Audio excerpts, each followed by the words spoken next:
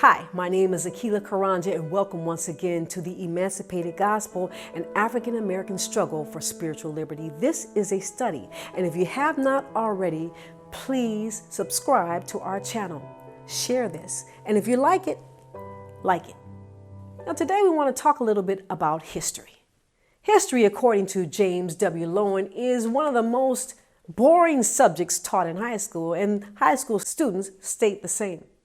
The reason is, he says, is because our textbooks do not use the present, how we live today, to talk about what really happened in the past. And conversely, we don't use the past to illuminate the present or to walk into the future. History is very important, but when history is taught from a perspective that wishes that you think only good things about what happened in the past, you don't get a full picture of history. Today, we want to look at a full picture of a piece of history, how the African American slave trade is connected with Christianity, very much connected with Christianity. We see in Europe the Catholic Church, which pretty much dominated in Europe. Then we see those from Europe fleeing religious persecution coming to the United States through the Protestant Reformation. And then we see the slave trade in the United States of America in the context of religious liberty. What? In the context of religious liberty, we have the slave trade, which is total dominance and total slavery and no freedom, not even freedom enough to read the Bible. People could go to jail. Be hung, be killed, be sold down to the deep south for reading the Bible. What's up with this? Well, let's look at the history behind this.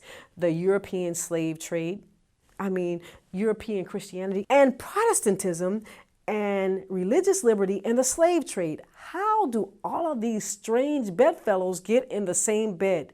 Let's talk about it. Now, a lot of times when we talk about Black history, people don't want to talk about Black history because they think that it is over. That could not be further from the truth. How can the history of my parents be taken away from who I am today? It's impossible. History tells us where we have been, who we are, and where we are going. So let's look at history. The Emancipated Gospel is the book we're reading from, and you can get your copy on Amazon. We are going to the beginning of the Emancipated Gospel to look at the history of the slave trade, how it's connected with Christianity, how it's connected with the Catholic Church, and how it's connected with the Protestant Reformation, and how in the world we have slavery in the context of Christianity, a religion that was given to us as freedom. First of all, 1619 is when we see Jamestown and the first English slaves. But the first slaves came into this nation through the Spaniards. The Spaniards and the Portuguese were commissioned by the Pope of Rome.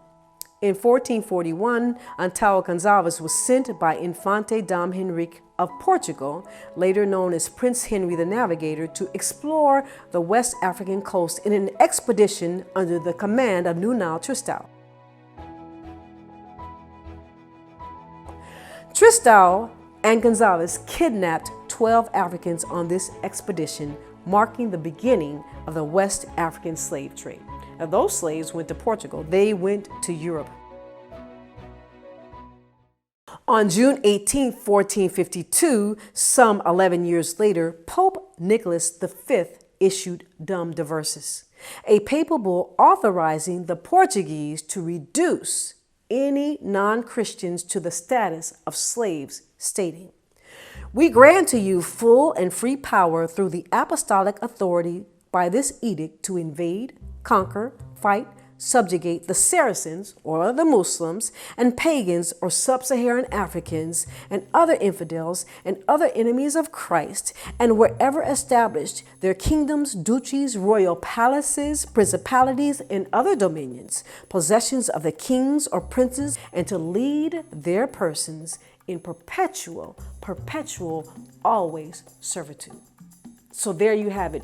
This is actually the beginning of the Western slave trade. Now, this was not a random, we're going to make slaves of Africans. This was in answer to the Reconquista. The Reconquista was a movement against the Moors, or the black Moors, who came from North Africa and ransacked Spain, had taken it from the Visigoths. The Visigoths had taken it from the pagan Roman Empire. Spain is the door to the West from Africa. So when you talk about the slave trade, this is a tactical war move brought on by the Reconquista. The Reconquista was to take land back from the Moors. The Moors were the Muslims, the North African Amazigh, Hebrews, and Christians. That's right. They were Arabs, Muslims, Hebrews, Christians, and North African Amazigh. Amazigh, another word we use for Amazigh, are Berbers.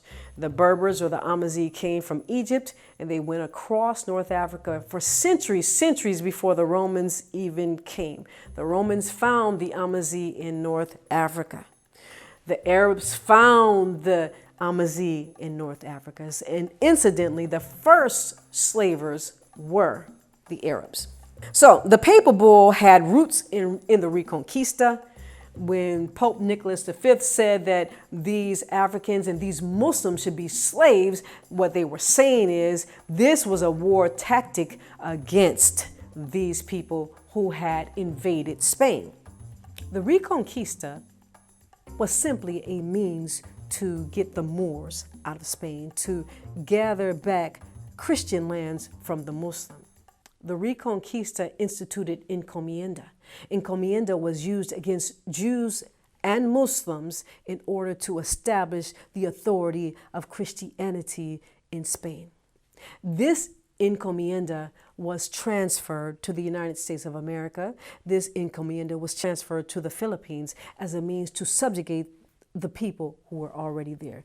The encomienda became a slave system under which the Native Americans became slaves. They were subjected to a cruel slavery before a Catholic monk, Bartholomew de las Casas, pled to the throne of Spain to please let these Indians go free. Please stop subjecting them to our hatred, our barbarity, and please, we can take care of the labor that you need. And the labor came from Africa. Africans were put in place of the Native Americans to be slaves in this country. Eventually, when the Europeans had had enough of religious persecution meted out by the Catholic Church, they fled Europe and they came to a new land, the New World they called the United States of America, and they set up a system of religious liberty where they would be free to worship God according to the light of their own consciences, where church and state would be separate and the people would be able to worship God according to what they knew, or not worship God at all if they did not want to. Yet on the heels of the establishment of the United States on the premise of religious liberty came the slave trade. It's all connected. It's all connected. Next time, we're going to talk about the spirituals and a new type of Christianity that was born in the United States of America. A new type of Christianity. It's different than just Protestantism. A new type of Christianity that was born in the United States of America through the freedom of African Americans. Don't miss this. And until next time, we'll see you on the Emancipated Gospel. Please read The Emancipated Gospel, an African American struggle for spiritual liberty. And don't forget to join us on these videos. Like us, we'll show you more. Do you want to know about being found in the gospel, the Emancipated Gospel? You got to follow us, like us, share this. The Emancipated Gospel, an African American struggle for spiritual liberty. We reveal the truth and restore the lost to the household of faith.